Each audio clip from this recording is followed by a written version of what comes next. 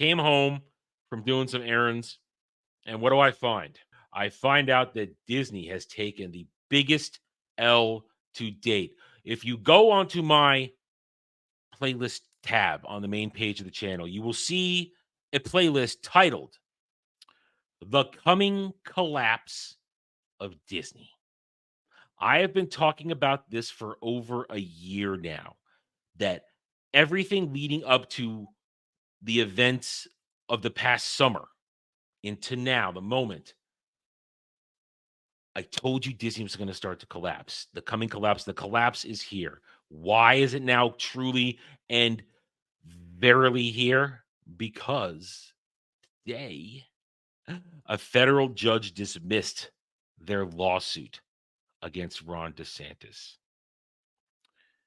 Reedy Creek is gone forever because there ain't a soul in the Supreme Court that's going to take this, because that's the only path left. Nobody is going to listen to what Disney has to say at SCOTUS. And this was a federal judge. So remember, let's do a quick review, shall we? 2 years ago, when Bob Iger fled the scene, but didn't really go anywhere. He was still in charge, still kept his office at Disney headquarters. When they put bobblehead Chapek in charge to be the patsy, the fall guy for what was going to happen in COVID and everything would happen after, the Florida bill, as we'll call it, came into being to protect your children from indoctrination by the alphabet mafia and their degeneracy. All it did was say, you cannot teach this to minors in school. Well, the Marxist left decided to make this a hill to die on. Backed by the not-so-secret agenda, they said, hey, let's challenge this. Let's marshal every single ally we can find, and let's make this an issue. And who's our biggest ally at the time? Well, that would be Disney. A happy ally in pushing what would soon become known as the not-so-secret agenda. They publicly called it the not-so-secret agenda. They made poor Bob Chapek do the hostage video. We all talked about it for weeks. And then they went to war with, at the time, we thought, hey, Ron DeSantis, he's great. He's gonna fight back. And you know what? As far as that goes, he has done that. His presidential hopes aside, DeSantis has done what he said he was due. He has destroyed Disney. Because what happened when Disney threatened the Florida state government? They said, oh, guess what? You know your sweetheart deal you've had for nearly 100 years now? We're going to take it away from you. Why? Because we can. And what was that deal? The Reedy Creek Improvement District, which gave Disney autonomy over all its business dealings within its perimeter. Special tax breaks. They didn't need all the same inspections everybody needed. They could do whatever they want with hiring. They didn't have to follow the same rules as every other entertainment company in Florida. Well, Reedy Creek was taken away. In its place, a new advisory board that watches Disney like a hawk. Well, Disney couldn't have that. They had to sue to say, oh, it's unconstitutional to take away the free gift we were given. Anything given can be taken away. And Disney has found that out. So it is done. A federal judge, just as many of the law channels in the fellowship or associated with the fellowship in our sphere said this was going to get bounced, and it was going to get bounced very quickly once the year started. And here it is. It's happened. And what does that mean now? What does that mean? It means Disney will now have to pay hundreds of millions of dollars, soon to be billions with a B, billions of dollars to the Florida state government in taxes. Disney doesn't have that money. They can barely buy Hulu. They can barely, well, they couldn't pay a bunch of people, so they fired him to try and save money. Let's read the article a little bit and go from there. A federal judge in Florida has dismissed a lawsuit filed by Disney against Governor Ron DeSantis and other state officials over state legislature's decision to alter the governing structure of the Reedy Creek Improvement District.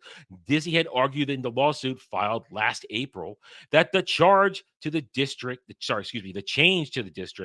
for which the company was the main landowner was made in retaliation for criticism of the Florida bill known by opponents as the Don't Say Gay bill. The Florida legislature voted to dissolve the former governing board of the district and create a DeSantis-appointed Central Florida Tourism Oversight District in its place. The board voided a contract made before the CFTOD was in place, according to the lawsuit.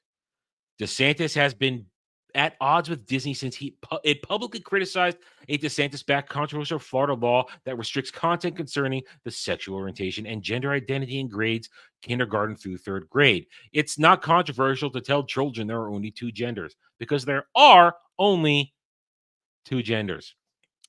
Disney, citing concerns of discrimination, had said it should never have passed and should never have been signed into law. Taryn Fenske, the communications director for DeSantis, told ABC News when the lawsuit was filed, "We are unaware of any legal right that a company has to operate its own government or maintain special privileges not held by other businesses in the state." And that was the core of it. Disney had a sweetheart deal that let them exist above all others. Guess what? You can't do that if the government says they're not going to play the game anymore. DeSantis and J. Alex Kelly, the Secretary of Florida's Department of Commerce, had argued a lack of standing in the 11th Amendment immunity in the case, both of which Windsor agreed on, while the Central Florida Tourism Oversight District argued a lack of merit in the case. The clerk will enter a judgment that says the case was resolved on motions to dismiss. Plaintiffs' claims against the governor and the department secretary are dismissed without prejudice for lack of subject matter jurisdiction. Plaintiffs' claims against the Central Florida Tourism Oversight District Board members are dismissed on the merits for failure to state a claim. U.S. District Judge Alan Windsor, who was appointed by then President Donald Trump in 2018, wrote in a concluding decision. Windsor wrote that Disney had not shown standing to sue governor or secretary. The analysis could be different if the governor had not yet made any appointments. But as things stand, if this court enjoined future appointments, Disney would face the same situation it faces now. It would be operating under the CFTOD board over which it has no control. Stopping hypothetical future appointments would not redress any alleged imminent harm. The lawsuit was dismissed without prejudice, meaning it can be brought again with proper standing. But they won't have proper standing. This was their Hail Mary. They got nothing. They're done. This is an important case with serious implications for the rule of law, and it will not end here, a Disney spokesperson said. If left unchallenged, this would set a dangerous precedent and give license to states to weaponize their official powers to punish the expression of political viewpoints they disagree with. We are determined to press forward with our case. You're the ones who were trying to blackmail a government with your political viewpoints. Do they not see the hypocrisy in what they say? They are trying to hold everybody hostage with the not-so-secret agenda, to call you this and call you that if you don't agree, to cancel your livelihood if you don't agree that children should have allowed to be put on hormone therapy at the age of 4. You're sickos. Every goddamn last one of you. This is why Disney will fail, because the normies have said no more. They are done. This is too blatant, too obvious to ignore. They don't have unlimited resources to fight this in court anymore. That's the end of it. Disney's done. They are going to have to pay these taxes, and it's going to break their back. Disney has no chance. They have no chance because they have no money. That's what it boils down to. Disney is essentially broke. They don't have a they're not broke, but they don't have enough liquid capital to do anything. They own a lot. If they divested themselves of a lot of their interests around the world, like really sold them, they could build up a war chest, some capital. But they don't. They're not going to do that. They can't do that. It's not so easy when you have your roots that deep into everything. I was talking about this on Monday with with Bug and with Devil. When Disney finally collapsed, this is why this is important here because this is the first solid nail in the coffin for Disney because they have to pay these taxes. This pop culture war, this cultural war we are fighting in right now, and as you say right here, we are winning slowly but surely. We are winning. We've won because we're winning because we have the facts on our side. We have the irrefutable evidence that Disney has no power anymore. When I say that, as I want to allude back to what I was about to say. When Bug and Devil and I were talking about this on Monday, this war is ending. We're in the final stages of it. It's going to go on for a few more years, but we're in the final stages because Disney's run out of money. The ESG money is drying up. Companies around the world are basically eliminating their DEI offices because they realize it's destroying them. We're going to know that this is over, well and truly over, when the Disney collapse is complete. Adam, when is the Disney collapse going to be complete? 2026, 2027. That's when I say we're going to see this because what's going to happen then? We are in the beginning of 2024 here.